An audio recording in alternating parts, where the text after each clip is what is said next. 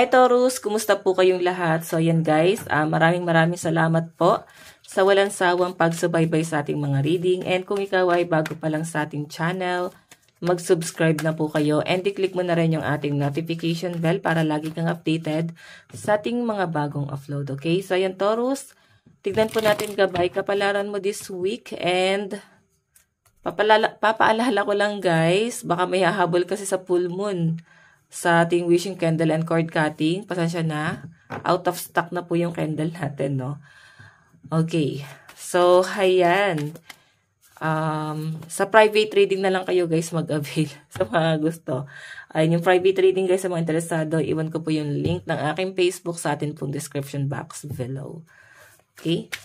Click nyo na lang yan guys. Message nyo ako. Taurus, Sun, Moon, Rising, and Venus sign. Tignan po natin gabay kapalaran ni Taurus. Okay. Taurus, nakikita ko sa inyo medyo may sama ka ng loob this week. Parang feeling mo kasi may mga nakikialam sa mga ginagawa mo na hindi man lang nila muna inaalam kung ano yung magiging resulta ng ginagawa mo.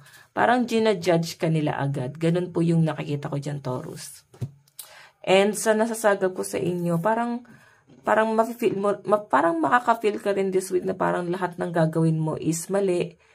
Hindi nila nakikitang may tama ka sa ginagawa mo.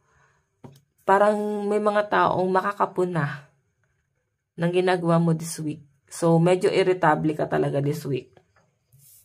Kasi, parang kahit saan ka pumunta eh, kahit saan ka lumugar, parang wala ka rin lulugaran eh. Okay? Tignan pa natin.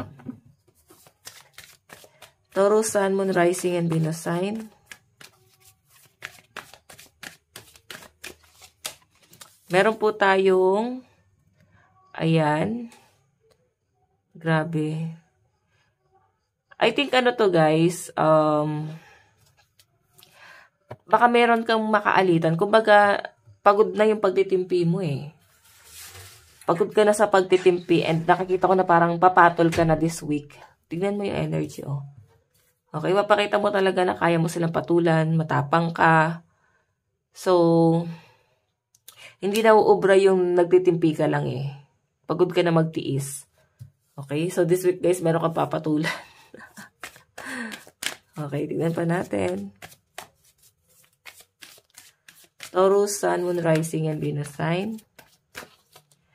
Meron tayong, oh, 2 of Cups. Okay.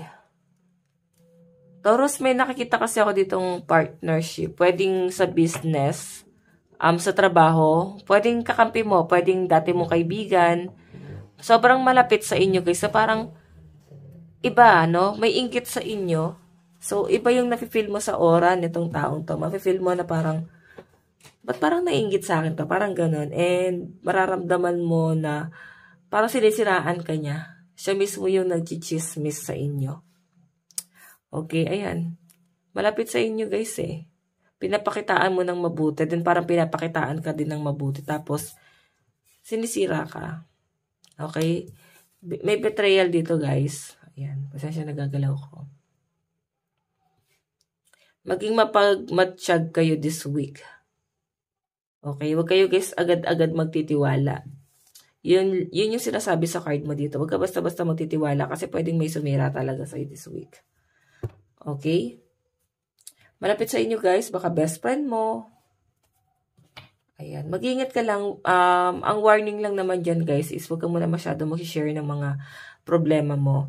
Okay, kasi pwede na siya din mismo yung magiging disappointment mo. Baka magsisi ka eh, kung hindi ka magiging handa dito. Okay, tignan natin.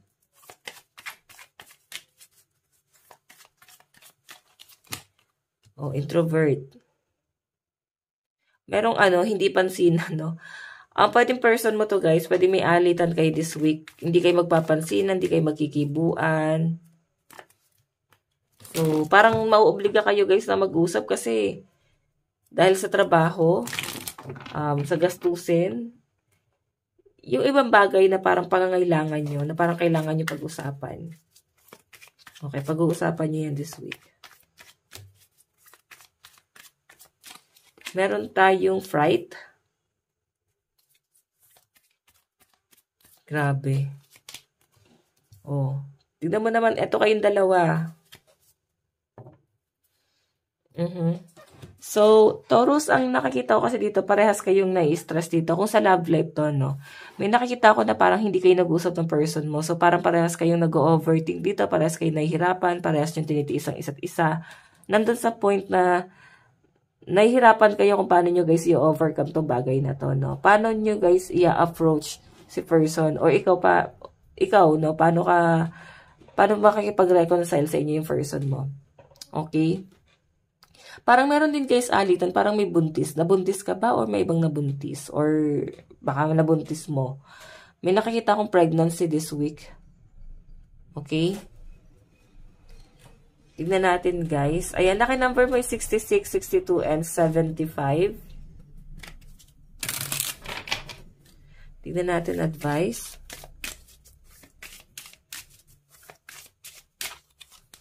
Meron tayong unknown territory. You are exactly where you need to be. So, yung iba sa inyo guys, parang napapatanong pa kayo, nasa tamang landas ka ba? Tama ba itong pinili mo na to?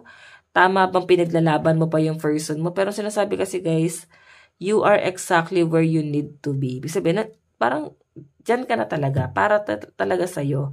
Yun nga lang kasi guys, may mga bagay na hindi nyo talaga na pagkakasunduan. And I think kailangan nyo guys mapagkasunduan. Kasi siya nawa yung in-adjust sa inyo ni universe eh. Etong person mo na to, ito na talaga yung para sa'yo. Tignan natin. Meron tayong view from above, get the big picture. Diba? Magpakumbaba kung kailangan. Huwag na guys masyadong makipagmataasan, pataasan. Kung kaya naman guys, magpakumbaba.